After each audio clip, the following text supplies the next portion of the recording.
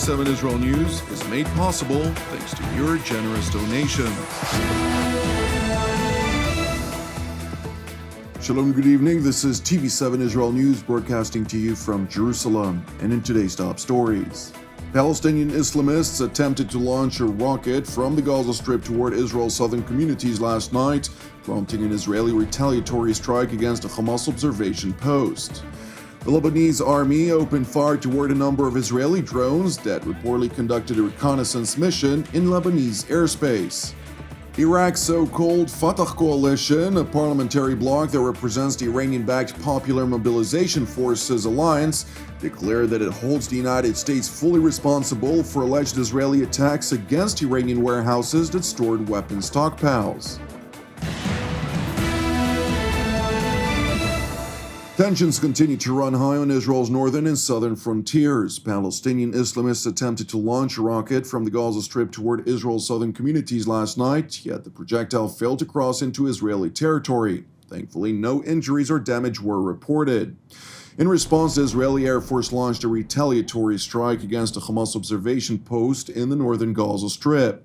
While a Hamas source claimed that rogue militants were responsible for the rocket fire in an apparent effort to disassociate the Islamist group from the failed attack, the IDF spokesperson's unit told TV7 that it holds the Hamas responsible for any terror-related activities that emanate from the Palestinian enclave.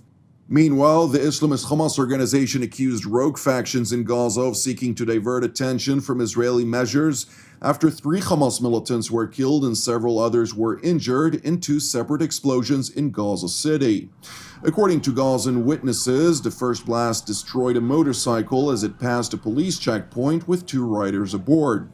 While 2 policemen were killed and a 3rd Palestinian was wounded, it was not immediately clear if the riders were among the casualties.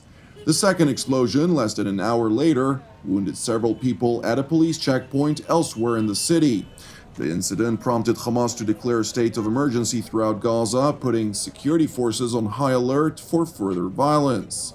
In a statement released by the Hamas spokesperson's office, the Islamist organization vowed not to allow under any conditions any rogue group to threaten Gaza's security and stability. The statement further warned the domestic enemies of Hamas that rogue groups will never be able to do what Israel has failed to achieve through its military offensives on Gaza, while underscoring that Hamas remain focused on what it defines as its national priorities. That said, the Islamist group called on other Palestinian Islamic factions to assume their responsibilities towards fighting off those responsible for the deadly blasts. Meanwhile, the IDF spokesperson's unit rejected any Israeli involvement in the back-to-back incidents in Gaza City, which came at a time of repeated cross-border violence. Turning to the situation on Israel's northern frontier, the Lebanese army opened fire toward a number of Israeli unmanned aerial vehicles that reportedly conducted a reconnaissance mission in Lebanese airspace. The IDF spokesperson's unit confirmed the report to TV7, saying, "Shots were heard from Lebanese territory towards an airspace in which IDF drones were operating." Despite the Lebanese fire, which was conducted by means of assault rifles, the drones completed their mission and no IDF damage was reported.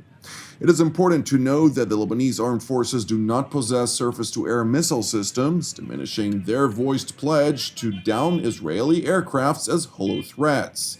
Nevertheless, the Islamic Republic of Iran is evaluating the possibility of transferring anti-aircraft weaponry to the Western-backed Lebanese armed forces and separately to Tehran's Lebanese proxy Hezbollah. Tehran's offer to the Beirut government was made during a visit to Lebanon by Iran's Foreign Minister Mohammad Javad Zarif in February of earlier this year. The day after Iran's offer, Hezbollah's Secretary General Hassan Nasrallah called on the Lebanese leadership to accept Iranian aid while underscoring that it would grant the country vital tools to confront Israeli aircraft. Nasrallah asserted at the time that Syria and Iraq were accepting Iranian help and benefited from it significantly, while stressing that whatever weaponry the Lebanese army requires to become the strongest regional force, Hezbollah is willing to go to Iran and bring it. Now to Iraq, where the so-called Fatah Coalition, which is a parliamentary bloc that represents the Iranian-backed Popular Mobilization Forces, declared that it holds the United States fully responsible for the alleged Israeli attacks against Iranian warehouses that stored weapon stockpiles. As such, the Iranian-backed Fatah Coalition called on the Baghdad central government to respond to the alleged Western aggression by immediately demanding an American military withdrawal from Iraq. It is important to note that the United States rejected any involvement in the referred-to attacks on ammunition storage facilities belonging to the Islamic Republic in Iraq. The U.S. Central Command, which is responsible for Washington's military operations in the Middle East and Central Asia, underscored in a written statement to TV7 that it operates in Iraq at the invitation of the government of Iraq and complies with their laws and direction, while the Pentagon announced earlier this week that the United States is cooperating with an ongoing investigation that is conducted by Iraqi authorities. It is also important to mention that despite the allegations by Iranian-backed Iraqi officials, neither Israel nor the United States were behind most of the attacks in Iraq. According to an informed intelligence source who spoke earlier this week to TV7 on condition of anonymity, Israel was responsible for an attack against an Iranian installation mid-July. The source further insisted that the United States was informed of the operation, yet they were not involved. That said, the source emphasized that the latest deadly explosions in Iraq were not conducted by Israel. We will unveil additional information on the matter in our Jerusalem studio program that will broadcast tomorrow evening at 8:30 p.m. on TV7 and at 9 p.m. on the TV7 Israel News YouTube channel. Meanwhile, despite the Islamic Republic's continued activities by means of its proxies and revolutionary guards across the Middle East, U.S. Secretary of Defense Mark Esper asserted that the United States is not seeking conflict with Iran. During a Pentagon press briefing, Secretary Esper reiterated President Donald Trump's repeated calls for diplomatic efforts to ensue, an aspiration that limited American military actions thus far to avoid a situation that would get all parties involved off of the track of diplomacy.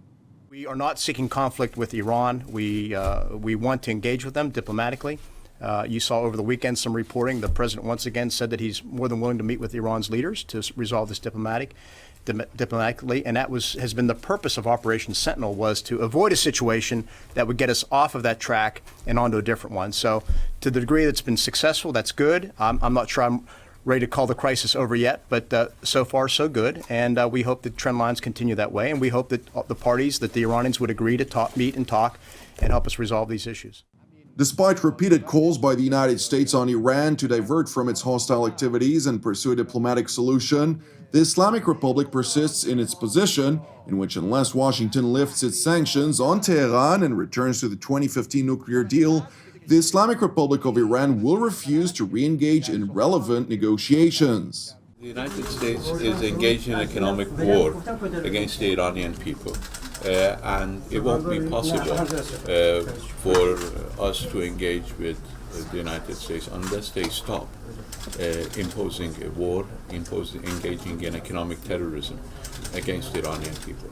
We spoke to the United States. We spoke at length with the United States. We reached an agreement, and they need to implement the agreement that we had reached before they expect to have more talks. While Iran continues to reject dialogue, U.S. President Donald Trump and his Iranian counterpart Hassan Rouhani are both due to attend the United Nations General Assembly Conference in September, a known platform for meetings between enemies from a wide range of various sectors. That said, for any meeting between Trump and Rouhani to take place, Iran's Supreme Leader Ayatollah Ali Khamenei must grant the Iranian president his approval. As such, unless Khamenei alters his previous declarations, in which Iran would never renegotiate with the United States, a meeting between Rouhani and Trump remains unlikely. Thank you for watching us. You can also watch us at TV7israelnews.com or at TV7.fi. For any comments, please send your emails to israelnews@TV7.fi. And I would like to take this opportunity once again to thank all of our supporters, as your financial donations as well as your dedicated prayers provide us with the tools necessary to continue producing both TV7 Israel News and Jerusalem Studio. And I would like to continue to encourage you, pray for the peace of Israel and the peace of Jerusalem. I'm Jonathan Hassan. Have a Erev Tov, and we will see you again tomorrow at the same time.